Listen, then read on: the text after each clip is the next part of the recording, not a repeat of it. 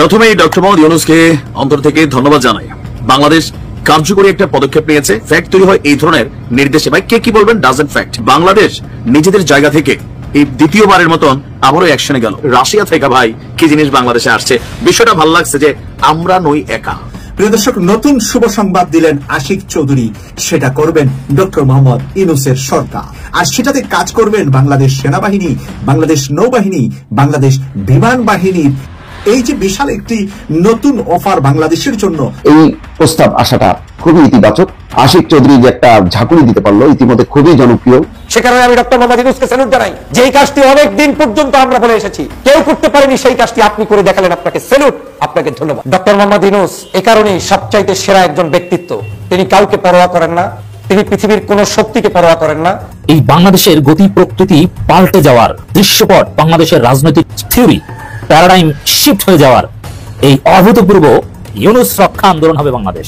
সত্যি নজিরবিহীন ঘটনা। কখনো বাংলাদেশ তৈরির কথা পৃথিবীতে এই ধরনের ঘটনা ঘটেছে কিনা জানা নেই। পিতৃতুল্য ডক্টর মোহাম্মদ ইউনূসকে পৃথিবীর থেকে যেন সরিয়ে দেওয়া হয়, যেহেতু বাংলাদেশের দ্বিতীয় কোন ইউনূস এই মুহূর্তে না, ভবিষ্যতে কবে জন্মাবে তার কোনো খবর নাই। ডক্টর আসিফ নজরুল কোন মন্তব্য করেছে? ভারত ট্রান্সশিপমেন্ট বাতিল করে যেন ডক্টর মোহাম্মদ ইউনূসকে আরো শক্তিশালী করে দিলেন। একেই বলে ডক্টর ইউনূস। দর্শক, ডক্টর ইউনূস মাত্র 8 মাসে বাংলাদেশে যা করে দেখিয়েছেন সেটি বিগত 40 বছর কিংবা 50 বছরেও কেউ করতে পারেননি। নতুন করে ডক্টর ইউনূস যেই পরিকল্পনা হাতে নিয়েছে সেটি যদি বাস্তবায়ন হয় তাহলে বাংলাদেশের ভাগ্যের চাকা খুলে যাবে রাতারাতি। কি সেই পরিকল্পনা, সেটি নিয়েই আজকের ভিডিও। তবে সেই পরিকল্পনার সাথে আর কারা কারা যুক্ত রয়েছেন এবং এই পরিকল্পনা কার থেকে কিংবা কোথা থেকে উঠে এসেছে ডক্টর ইউনূসের মাথায়, সে বিষয়টিও নিশ্চিত করা হবে ভিডিওতে। ধৈর্য সহকারে সম্পূর্ণ ভিডিওটি দেখবেন। এরকম নিত্য নতুন গুরুত্বপূর্ণ ভিডিও পেতে চ্যানেলটিকে সাবস্ক্রাইব করে পাশে রাখা বেল বাটনটি অন করে দিবেন প্রত্যেক মুহূর্তের আপডেট নিউজগুলো পাওয়ার জন্য। তো চলুন দর্শক, আমরা বিস্তারিত দেখি। প্রথমেই ডক্টর মোহাম্মদ ইউনূসকে অন্তর থেকে ধন্যবাদ জানাই। বাংলাদেশ কার্যকরী একটা পদক্ষেপ নিয়েছে। এই যে আমরা প্রটেস্ট করেছি ডাজন্ট ফ্যাক্ট, এগুলোতে ফ্যাক্ট তৈরি হয় না। ফ্যাক্ট তৈরি হয় এই ধরনের নির্দেশে। ভাই কে কি বলবেন ডাজন্ট ফ্যাক্ট। আবারও বলি, ভালো লাগলে ভিডিওটা সর্বোচ্চ শেয়ার করুন। যে বাংলাদেশ নিজেদের জায়গা থেকে এই দ্বিতীয়বারের মতন আবারও অ্যাকশনে গেল। আমাদের যে পাসপোর্ট আছে সেই পাসপোর্টের মধ্যে অতীতে একটা লেখা ছিল যে আপনার অনেকেরই খেয়াল থাকার কথা, পাসপোর্ট একদম শেষের দিকে, this passport is valid for all countries of the world except Israel. এটা বাংলা অর্থ ছিল এই পাসপোর্টটি পৃথিবীর সকল দেশের জন্য বৈধ, শুধুমাত্র ইসরায়েল ছাড়া। কিন্তু 2020 সালে আমরা যখন ই পাসপোর্ট বাংলাদেশে চালু হলো আওয়ামী লীগ সরকারের আমলে, তখন দেখলাম সেই পাসপোর্টগুলো থেকে হঠাৎ করে এই লেখাটা সরে গেল। এমনকি এই নিয়ে বাংলাদেশের জনগণকে কোন ধরনের তথ্য তৎকালীন প্রেক্ষাপটে আওয়ামী লীগ জানায়নি। আর বিষয়টা জানাজানির পর বাংলাদেশের মানুষের মধ্যে একটা রিয়াকশন তৈরি হয়েছিল। খেয়াল আছে তো, আমি নিজেও একটা ভিডিও বানাইছিলাম যে না, এইটা আসলে উচিত হয় না। জনগণের ফিলিংস বা অনুভূতির জায়গায় একটা টাচ করছে। দেখেন, ইসরায়েলের সাথে তলে তলে অনেকেরই সম্পর্ক, আমাদেরও হয়তো বা আছে। বিভিন্ন ধরনের ইকুইপমেন্ট কেনাকাটা অনেক কিছু থাকতে পারে, ব্যবসা প্রযুক্তি, এগুলোর জন্য অনেক কিছু হয়তো তলে তলে হয়। আমরাও ব্যবহার করি ইসরায়েলের অনেক প্রোডাক্ট, মুখে মুখে যাই বলি ব্যক্তি জীবনে, আমি জানিও না হয়তো আমার অনেক প্রোডাক্টের মধ্যে ইসরায়েল কানেক্টেড আছে, থাকতে পারে। কিন্তু এই জায়গা থেকে বাংলাদেশ সরে আসছিল। কিন্তু আজকে আমি আমাদের সরকারকে এবং স্বরাষ্ট্র মন্ত্রণালয়কে ধন্যবাদ দিচ্ছি। বাংলাদেশের পাসপোর্টে পুনরায় অ্যাকসেপ্ট ইসরায়েল এই শব্দ দুটি পুনর্বহাল করা হয়েছে। মানে আওয়ামী লীগ সরকারের আমলে 2020 সালে লেখাটা ছিল, যেটা বদলায় লেখা হয়েছিল this passport is valid for all countries of the world except Israel. এই দুইটা শব্দ উঠে গেছিল, সেই দুইটা শব্দই এখন আবার আমাদের পাসপোর্টে যুক্ত করা হয়েছে, পুনর্বহাল করা হয়েছে। 13 এপ্রিল স্বরাষ্ট্র মন্ত্রণালয়ের সুরক্ষা বিভাগ থেকে প্রকাশিত বিজ্ঞাপনে বিষয়টি জানানো হয়। এ বিষয়ে স্বরাষ্ট্র মন্ত্রণালয়ের সুরক্ষা সেবা বিভাগের উপসচিব নীলিমা আফরোজ বলছেন, পাসপোর্টে নতুন করে অ্যাকসেপ্ট ইসরায়েল বিষয়টিকে বহাল করা হয়েছে এবং এ নিয়ে একটি প্রজ্ঞাপনও জারি করা হয়েছে।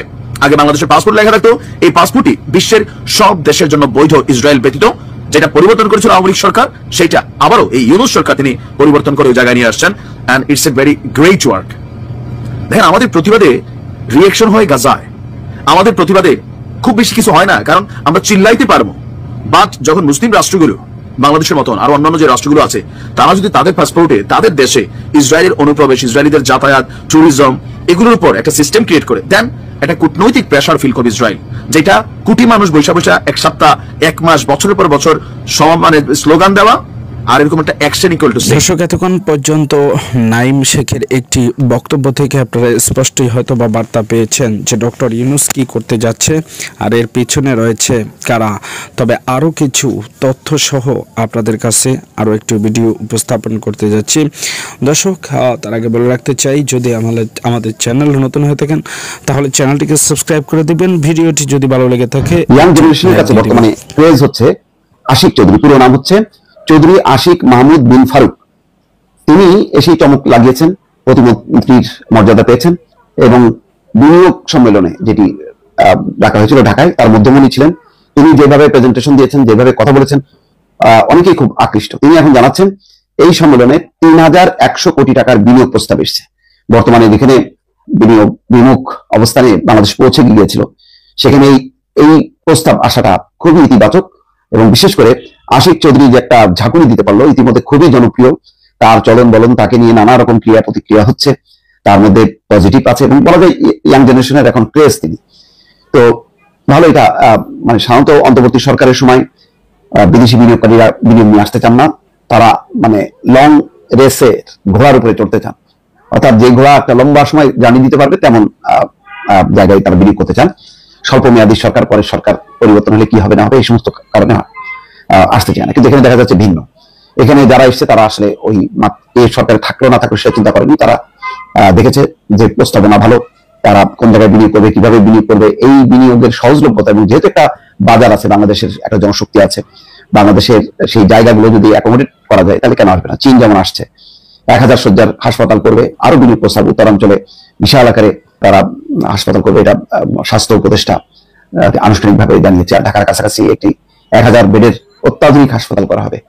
তো এইসব গুলো তো আসছে অন্তর্বর্তী সরকারের সময় এবং ৩,১০০ কোটি টাকার বিনিয়োগ প্রস্তাব এসছে। আজকে বেলি রোডে ফরেন সার্ভিস একাডেমিতে সংবাদ সম্মেলনে বলছেন বাংলাদেশ সরকারের মোট ব্যয় হয়েছে প্রায় 1.5 কোটি টাকা। তেমন এটা কোনো টাকাই না। আর এই ধরনের সম্মেলন হলে মানে 50 কোটি টাকা মানে হাওয়ায় যেত হাসিনার সময়। তবে এতে পার্টনার হিসেবে যারা অংশ নিয়েছেন তারা ব্যয় করেছেন প্রায় 3.5 কোটি টাকা, আর সব মিলে 5 কোটি টাকা, সরকারের অংশ হচ্ছে 1.5 কোটি টাকা। 10টি অর্থনৈতিক অঞ্চল স্থাপনের প্রক্রিয়া বাতিল করা হয়েছে। বিনিয়োগ সম্মেলনে খরচ হয়েছে প্রায় 5 কোটি টাকা, এর মধ্যে সরকার 1,45 লাখ। খরচের হিসাব দিয়ে সামিটকে মূল্যায়ন করা ঠিক হবে না। বিনিয়োগের সব ক্রেডিটই এই সামিটের নয়, এর আগে থেকে চলতে থাকা আলোচনা ভিত্তিতে হয়েছে। সামিটে এসে বিনিয়োগের ঘোষণা দিয়ে দেবেন, বিষয়টি এমন নয়। তাই এটাকে সামিটের সফলতা হিসেবে দেখার সুযোগ নেই। সামিটের খরচ দিয়ে বিনিয়োগের পরিমাণ বিচার করলে হবে না। এছাড়া 6টি কোম্পানির সঙ্গে সমঝোতা স্মারক হয়েছে যারা বিনিয়োগ করবে। বিনিয়োগকারীদের পাশাপাশি এবার 50টি দেশ থেকে 415 জন বিদেশি ডেলিগেট অংশ নিয়েছে। সংখ্যার দিক থেকে বিদেশি অংশগ্রহণ, বিনিয়োগকারীদের অংশগ্রহণ 58%, বাকিরা প্রবাসী। এটা ভালো। বিডার চেয়ারম্যান আশিক চৌধুরী বলছেন দেশের মানুষ সহনশীলতা, বিনিয়োগ সম্ভাবনার অবস্থা সচক্ষে দেখে বিদেশিরা উচ্ছ্বসিত। সামিটের সফলতা নিয়ে বিডার চিন্তিত নয়। বিদেশিদের কাছে বাংলাদেশ সম্ভাবনা তুলে ধরাই ছিল সম্মেলনের প্রধান উদ্দেশ্য।